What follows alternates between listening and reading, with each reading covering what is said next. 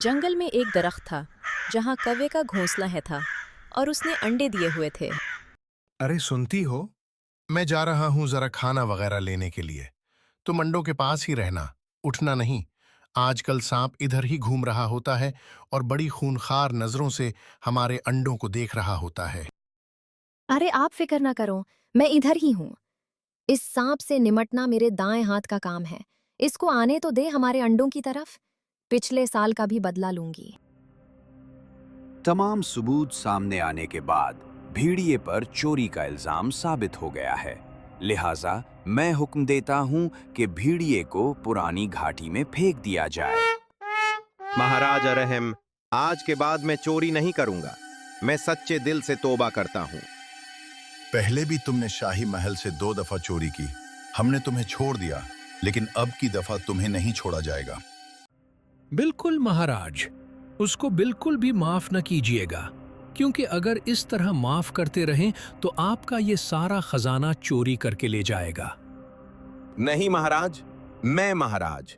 Please आखिरी दफा मुझे अपने माँ बाप की कसम इस दफा मुआफ कर दें। अब मैं इधर आया ही नहीं करूंगा। मैं जंगल के कोने में रहा करूंगा। तमाम सबूत सामने आने के बाद भेड़िए पर चोरी का इल्जाम साबित हो गया है। लिहाजा मैं हुक्म देता हूं कि भेड़िए को पुरानी घाटी में फेंक दिया जाए। सारे जानवर भेड़िए को ले गए और उसे घाटी के अंदर फेंक दिया। ये घाटी एक पहाड़ की चोटी पर थी और उसके नीचे सुर्ख वादी थी। सुर्ख वादी के बारे में मशहूर था कि वहाँ जो भी जाता है वो वापस पलट के नहीं आता, क्योंकि उसमें सुर्ख रंग की जड़ी बूटियां से बीमारियां फैलती हैं। भेड़िया परेशान हो गया। अरे बाप रे, अब तो कुछ करना पड़ेगा। इस गार से निकलना ही पड़ेगा, नहीं तो मैं मर जाऊंगा। भेड़िया कुछ दिन बाहर घूमता रहा, लेकिन उसे ना तो कोई रास्ता नजर आया और ना ही कोई खाने पीने की चीज। अरे बाप रे, अब क्या हो सकता है? चलो, जो रास्ता बंद है उसी रास्ते को थोड़ा खोल के तो देखते हैं, शायद ये खुल जाए। भेड़िए ने बंद रास्ते को खोलना शुरू किया। थोड़ी सी मेहनत के बाद वो रास्ता खुल गया और वो रास्ता जंगल की तरफ जाता था। भेड़िया उस रास्ते के ऊपर चल पड़ा।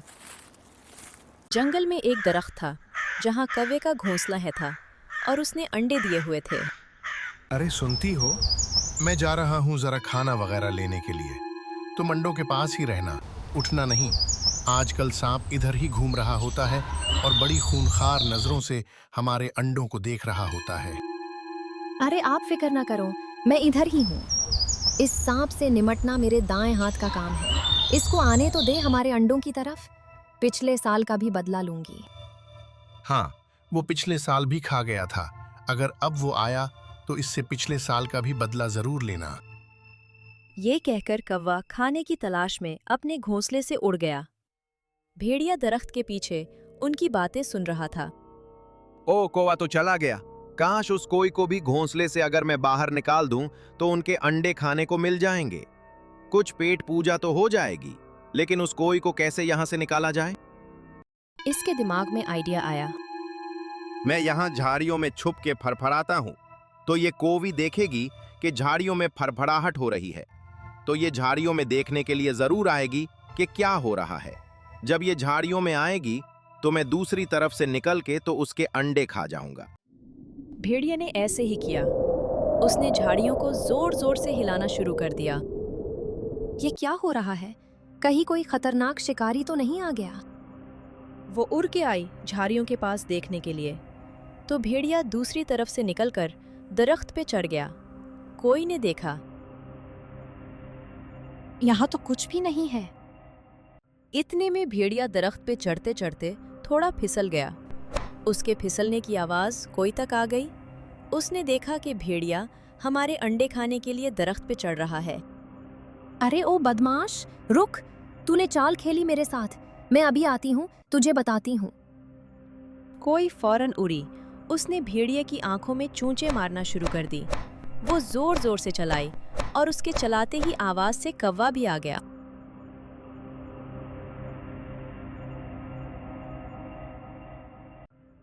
अरे ये तो वही है जिसको बादशाह ने जंगल से निकाला हुआ है। ये फिर आ गया है।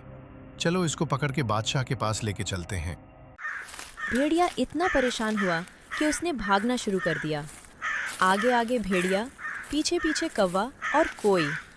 भेड़िया भागते भागते इतना आगे चला गया कि वो घाटी से नीचे गिरकर सुर्ख वादी में जा पहुंचा। सुर्ख वादी में चारों तरफ सुर्ख जड़ी बोटियां थी। भेड़िया जब सुर्ख वादी में पहुंचा तो सुर्ख वादी की जड़ी बोटियां उसके जिस्म के साथ टच होने लगी।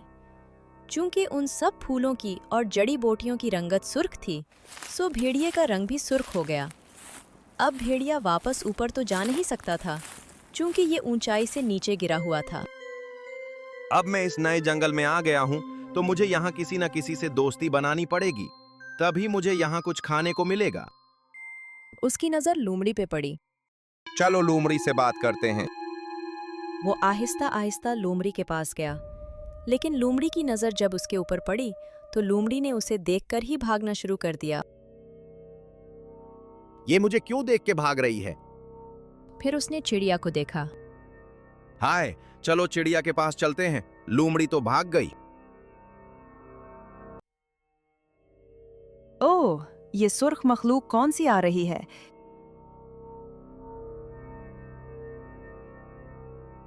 चिड़िया भी उसको देख के भाग गई। उसने सोचा, ये सारे जानवर मुझे देख के क्यों भाग जाते हैं? इतने में वो एक नदी के पास पहुंचा। जब वो नदी का पानी पीने लगा तो उसने अपना अक्स नदी में देखा। उसने देखा, हाँ, क्योंकि मैं सारा सुर्ख हो चुका हूँ और उन जानवरों ने कभी सुर्ख रंग का भेड़िया नहीं देखा है, तो शायद इसीलिए मैं उनको बहुत अजीब मखलूक लग रहा हूँ और ये मेरे खौफ से डर रहे हैं। ये तो बहुत अच्छा मौका है, तो क्यों ना उसका फायदा उठाया जाए। जानवरों में ये बात फैल गई कि जंगल के अंदर एक सुर्ख रंग का जानवर आ गया है जो बहुत खौफनाक है। ये खबर शेर तक पहुंच गई। चलो मैं खुद जाके देखता हूँ। शेर जब आया, पहले तो भेड़िया शेर को देखकर डर गया, लेकिन उसने अपने ऊपर कंट्रोल किया और फिर देखा। चूंकि शेर ने भी सुर्ख भेड़िया नहीं देखा हुआ था, तो इधर शेर भी डर रहा था। भेड़िए ने एक झूठी कहानी सुनाई। देखो शेर, मुझे भगवान ने यहाँ पर भेजा है। उसने कहा है कि उस जंगल की हिफाजत सही नहीं हो रही, तो तुम जाओ उनकी हिफाजत करो। मैं अब आप लोगों की हिफाजत करने के लिए आ गया हूँ। मुझे आप लोगों से कुछ नहीं चाहिए, सिर्फ आपने मुझे खाना देना है और खाने पीने में कोई कमी पेशी नहीं आने देनी। इसके बदले में मैं आपकी हिफाजत क्या करूँगा? किसी को कोई भी मसला दरपेश हो, वो मेरे पास आए, मैं उसको हल करूँगा। शेर डर गया और भेड़िए की बात मान ली। और बाकी जानवरों ने भी, चूंकि शेर ने भी ऐसा भेड़िया नहीं देखा हुआ था जिसका रंग सुर्ख हो, तो शेर ने सोचा शायद उसको भगवान ने ही भेजा हो। भेड़िए की तो मौज लग गई। उसको तीनों टाइम खाना और पानी उसकी गार के अंदर मिल जाता। शाम के टाइम वो सैर करने जाता और आके सो जाता। वाह मालिक, जिंदगी हो तो ऐसी हो। वो पहले वाली कोई जिंदगी थी, अब देखें मौजें ही मौजें। इसी तरह चंद दिन गुजर गए। जानवर उसके पास मसाइल लेके आते। उसने कमेटी बना रखी थी जो गधे, लोमड़ी और शेर पर मुश्तमिल थी।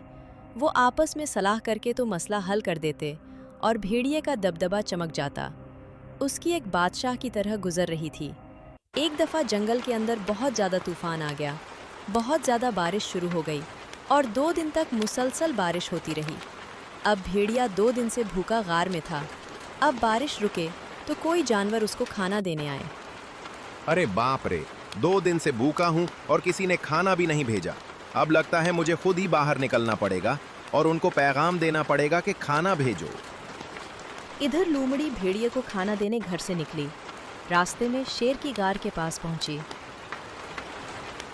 बादशाह सलामत, मैं तो भेड़िए को खाना देने जा रही हूँ, सो मैंने सोचा आपसे भी मिल लूँ, क्योंकि मेरे बच्चे छोटे हैं, उनके साथ कोई मसला पेश ना आ जाए, तो इसलिए भेड़िए को मैं खाना देने जा रही हूँ। हाँ ठीक है, जाओ जाओ, मैं भी चलता हूँ। चलो दोनों चलते हैं। बारिश में तुम अकेली क्या जाओगी? जब वो भेड़िए को खाना देने पहुंचे तो वो गार से बाहर निकला। जूं ही भेड़िया गार से बाहर निकला, उसके ऊपर बारिश पड़ना शुरू हुई। जब बारिश पड़ना शुरू हुई तो बारिश की वजह से उसके जिस्म से सुर्ख रंग उतरना शुरू हो गया। लोमड़ी और शेर उसको देख रहे थे। उन्होंने देखा, ये तो कोई अजीब भेड़िया नहीं है और ना ही कोई उसको भगवान ने भेजा है। उसने तो अपने ऊपर रंग चढ़ाया हुआ था और बारिश से उतर गया। ये तो फ्रॉडिया है। अच्छा, तो तुम बहरूपिये हो। तुम्हें भगवान ने नहीं भेजा, बल्कि तुमने रंग चढ़ाया हुआ था। नहीं नहीं, वो मैं साथियों, इसको जंगल के बाहर कुएं में फेंक दिया जाए, फिर इसकी किस्मत बच जाए या मर जाए। भेड़िए ने सुनते ही दौड़ लगा दी। अरे बाप रे, यहाँ से तो भागू ना, कुएं में से कैसे निकलूंगा? भेड़िया आगे आगे और पूरा जंगल उसके पीछे पीछे।